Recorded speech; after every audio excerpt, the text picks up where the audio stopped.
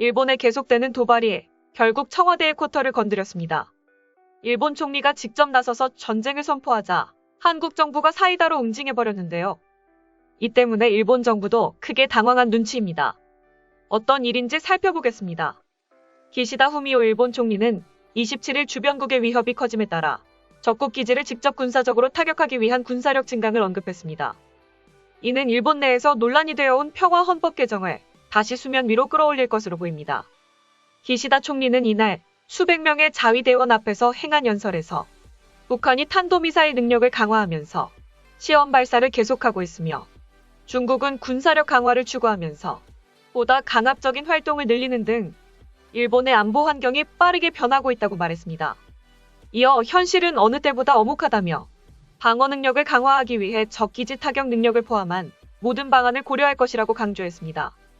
이는 역사적으로 일본의 군사력 팽창에 걸림돌이 되어온 평화 헌법 개정 여부에 대한 논란으로 이어질 가능성이 높습니다. 제2차 세계대전에는 일본이 패전한 뒤 1947년 만들어진 일본 헌법에서 구조는 일본이 전범국가라는 점을 배경으로 전쟁 무력 행사, 전력 보유를 포기하는 것을 명시해 평화 헌법으로 불립니다. 그런데 이번에 이것이 깨질 것으로 보입니다. 일본은 2000년대에 들어서면서 아베 전 총리와 우익 세력이 실권을 잡은 이후 자국의 안보를 지키는 데만 목적을 둔 자위대를 다른 국가와도 교전이 가능하도록 헌법상에 명시하기 위해 사전 작업을 해왔습니다. 기시다 총리는 아베 신조 전 총리 등 집권 자민당 내 유력 인사들을 의식하고 정권 장악력을 높이기 위해 안보 문제에서 더욱 강경한 입장으로 바꾸고 있으며 최근 일본 군사력과 방위비 지출 확대를 지지하고 있습니다. 앞서 기시다 총리 내각은 26일 중국, 러시아, 북한의 군사활동 강화에 따른 우려가 커짐에 따라 미사일과 대잠 로켓 등의 무기 구매를 위해 올해 방위비 예산을 7,700억 엔, 우리 돈으로 약 8조 815억 원 늘리기로 결의했습니다. 의회 통과가 필요한 내각 결정은 방위비 증액으로는 최대 규모로 올해 일본의 군사비 지출은 지난해보다 15% 늘어난 6조 1천억 엔, 우리 돈으로 약 61조 4천억 원으로 역대 최대를 기록했습니다.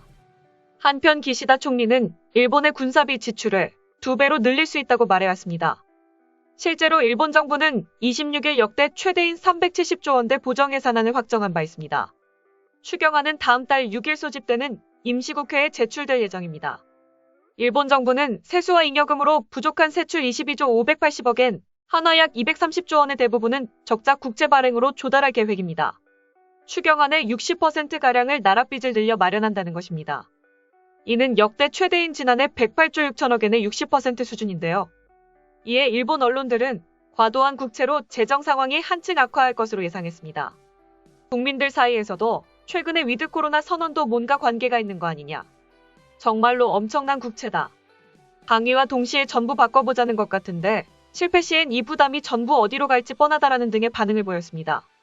일본 정부는 과거와는 달리 기시다 내각 집권 이후 본격적으로 평화헌법 개정, 방위비 증액에 힘입어 계속해서 한국을 압박하고 있습니다.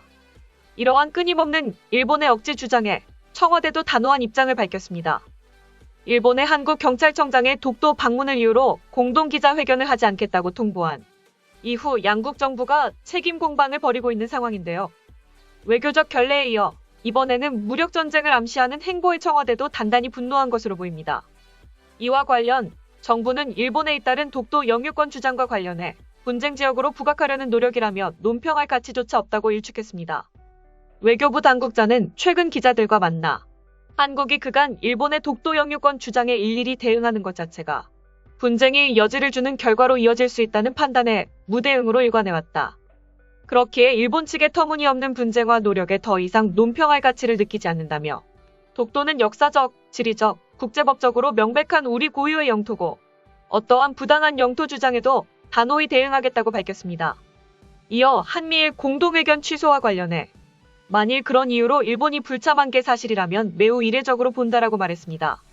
이를 접한 정치 전문가들은 한국의 이러한 단호한 대응은 일본의 도발로 결국 폭발한 강력한 시그널로 보인다라며 일본 입장에선 상당히 반전 반응이라 일본 정부도 꽤 당황스러울 것이다라고 분석했습니다.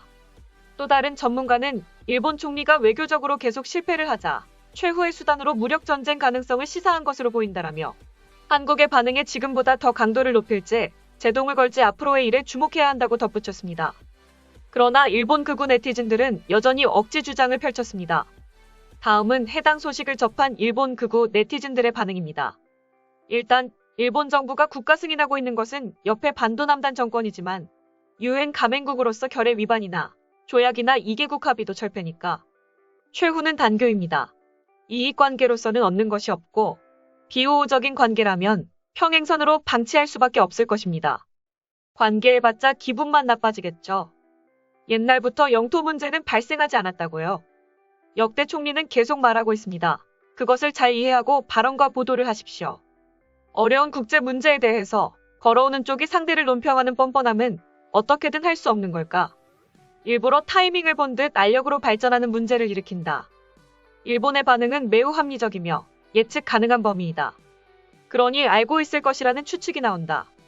입으로는 한일 관계 개선, 대화의 문은 열려있다고 말하지만 하는 일이라고는 문을 닫는 것뿐이다. 이걸 일부러 하는 거라고 하지 않는다면 뭐라고 하지? 냉정하게 대처할 수밖에 없겠네요. 그에 달하는 언론, 정치인, 법조계, 교육계, 스포츠계, 보수도 혁신도 법이 아니라 감정이 좌우하는 나라. 한국인들이 알아줬으면 하는 것은 일본의 과거 친한적인 태도가 지지율에 도움이 되었던 것이 바야흐로 역전되고 있다는 점. 그 바탕은 죽도 문제이거나 징용공 문제이거나 위안부 문제이거나 불상반납 문제지만 요컨대 한국과의 약속은 지켜지지 않는다거나 한국에서는 법보다 정으로 사물이 판단된다거나 하는 지금까지는 주류가 아니었던 의견이 급속히 진실성을 띠고 있다는 데 있다. 과거에는 일본 정부를 때리면 오히려 한국에 더 좋은 결과가 되긴 했지만 이제는 오히려 혐한 팔을 부추겨 불필요하게 사태를 위태롭게 하고 있다는 것. 그 점을 한국민들이 이해해줬으면 좋겠다. 정치는 결과가 제일이죠. 어쨌든 결과를 낼 수 있으면 평가받죠. 정말이지 결국 여기까지 도달했군요. 오래 기다리셨습니다. 일본은 불퇴전으로 결착 처리할 것입니다. 일본의 대응책은 강렬합니다. 일본이 실행하면 한국인들은 벌벌 떨 것입니다. 강력한 수출 규제, 경제 제재를 단행하겠죠. 한미일 외교차관 협의 후 공동기자회견 불참 의사를 통보한 것에 대해 불만인 것 같습니다만 우리나라는 미국의 체면을 세워 이번 외교차관 협의에 참석했을 뿐입니다. 현 시점에서 귀국과 협의하여 어떠한 합의가 이루어진다 하더라도 내년에 새로운 대통령이 취임하면 귀국 정부의 방침이 바뀌어 합의를 뒤집으려는 것은 뻔한 일이니까요. 지금까지 한국과 일본의 독도 분쟁 소식을 접한 일본 네티즌들의 반응이었습니다. 내용 유익하셨다면 구독과 좋아요, 알림 설정 꼭 부탁드립니다. 여러분의 작은 행동 하나가 대한민국의 국격을 높입니다. 이 세상 모든 소식을 담은 오린박스는 내일도 최선을 다하겠습니다. 감사합니다.